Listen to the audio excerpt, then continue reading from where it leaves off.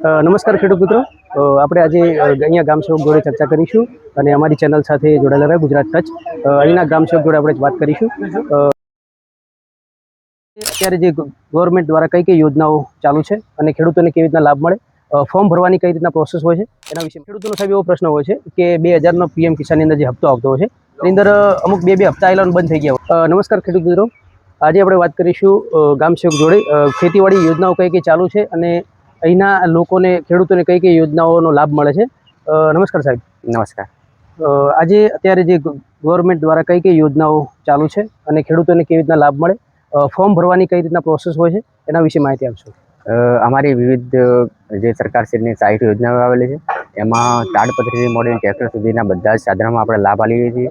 એમાં તાડપત્રી જનરલ ખેડૂત માટે 1250 રૂપિયા આપણે સબસિડી આપીએ છીએ. જ્યારે પાક સંરક્ષણ સાધન એટલે કે દવા છાંટવાનો પંપ એમાં આપણે 50% અથવા તો 3000ની મર્યાદામાં આપણે સબસિડી આપીએ છીએ.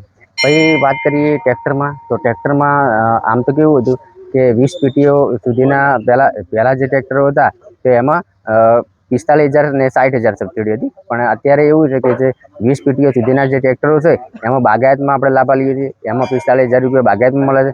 પણ 20 PTOથી ઉપરના જે આપણે લાભ આપીએ છીએ એ આપણા ખેતીવાડીમાં આપીએ છીએ. એમાં 1 લાખ રૂપિયા સુધીની સબસિડી આપીએ છીએ. પછી વાત કરીએ જે ખેડૂતની મેઇન જરૂરિયાત છે એ પાક સંગ્રહ સ્ટ્રક્ચર એટલે કે ગોડાઉનમાં 300 ફૂટથી વધારે જો બાંધકામ હોય તો એમાં 1 લાખ રૂપિયા સુધીની સબસિડી આજ દિન સુધી આવેલી છે.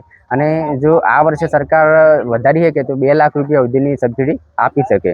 હવે વાત કરીએ એક રોટાવેટર, તો રોટાવેટરમાં નાના સીમાંત મહિલા ખેડૂત હોય, અનુસૂચિત જાતિ અને અનુસૂચિત જનજાતિના જે ખેડૂત હોય તો કુલ કિંમતના 50% સબસિડી આપી છે. જ્યારે અનુસૂચિત જાતિના જો ખેડૂત હોય તો આ વર્ષે 25-26માં આપણે 60% સબસિડી આપી છીએ.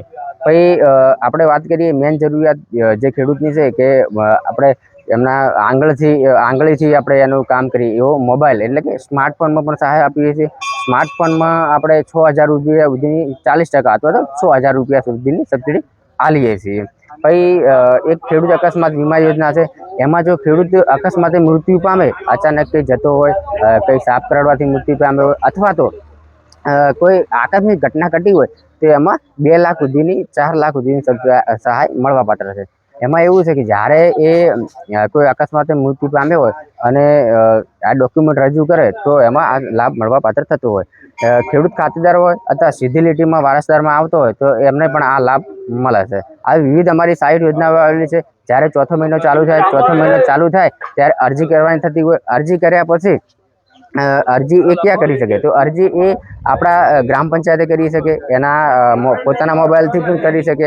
અરજી કર્યા પછી ઓટો ઇન્વોટ હોય, જે તે આપણો જે ખેતીવાડી વિભાગ છે એ ઓટો ઇન્વોટ કરી દે. ઓટો ઇન્વોટ કર્યા પછી જ્યારે મંજૂરી આવ્યા પછી અમુક સાધનો એવા છે કે એ મહિનામાં ખરીદી શકે. જ્યારે ટ્રેક્ટર અને તારની વાડ છે અને બીજા સાધનો છે અમુક, એમાં એ થોડી સમય મર્યાદા વધારે છે. તો આપણે ટ્રેક્ટરમાં 2 મહિના સુધીની એમ કે સમય મર્યાદા, જ્યારે બીજા સાધનોમાં 1 મહિનાની સમય મર્યાદા છે. અને એ રજૂ કરે દરખાસ્ત ત્યારે એને સબસિડી મળતી હોય. અસ્તુ. હવે ઘણા ખેડૂતોનો સાહેબ એવો પ્રશ્ન હોય છે કે 2000નો PM કિસાનની અંદર જે હપ્તો આવતો હોય છે એની અંદર અમુક બે હપ્તા આવેલા બંધ થઈ ગયા હોય છે, અમુકને 3 હપ્તા બંધ થઈ ગયો, તો એમાં કયા કયા પ્રશ્નો હોઈ શકે છે? એમાં કદાચ જોઈએ કે તો આપણે એમનું સ્ટેટસ ચકાસવું પડે. સ્ટેટસ જોયા પછી એમાં જો કાં તો પછી આધાર સેન્ડિંગ બાકી હોય, કાં તો પછી લેન્ડ સેન્ડિંગ એટલે કે જમીનમાં કંઈ એમને વેચાણ કર્યું, આ તો વારસાઈ કરાવ્યું હોય એવું કોઈ કારણ હોય, અથવા તો EKYC એટલે કે જે તે જગ્યાએ એનું લિંક ના હોય, એ આવા પ્રશ્નો હોય એના કારણે એમને નવા ખેડૂતોની રજીસ્ટ્રેશન કરવા માટેની શું પ્રોસેસ હોય છે અને કઈ તારીખથી જેની વારસાઈ થયેલ હોય એવા લોકોનું અંદર રજીસ્ટ્રેશન થઈ શકતું હોય છે? આમ તો કેવું છે કે 2019માં જ્યારે શરૂઆત થઈ ત્યારે 2019 પછીની જે વારસાઈ થઈ છે એમને લાભ મળવા પાત્ર નથી. એના પહેલાંના જે ખેડૂતો છે એમને લાભ મળવા પાત્ર છે. પણ જો કોઈ એમ કે મરણ પામ્યો હોય અને વારસાઈ થઈ હોય તો એમને આ લાભ મળવા પાત્ર થતો હોય છે. જી, આપણે વિજયસિંહ સાહેબ, તમે જોડાયા બદલ તમારો ખૂબ ખૂબ આભાર. આપણા ગામ સેવક છે અને તમારો ખૂબ ખૂબ આભાર અમારી ચેનલ સાથે જોડાયેલા. અને આવી સરકારી યોજનાઓનો લાભ લેવા માટે અમારી ચેનલ સાથે જોડાયેલા રહો, તેમજ અમારી ચેનલને સબસ્ક્રાઈબ કરો અને લાઈક કરો. આભાર.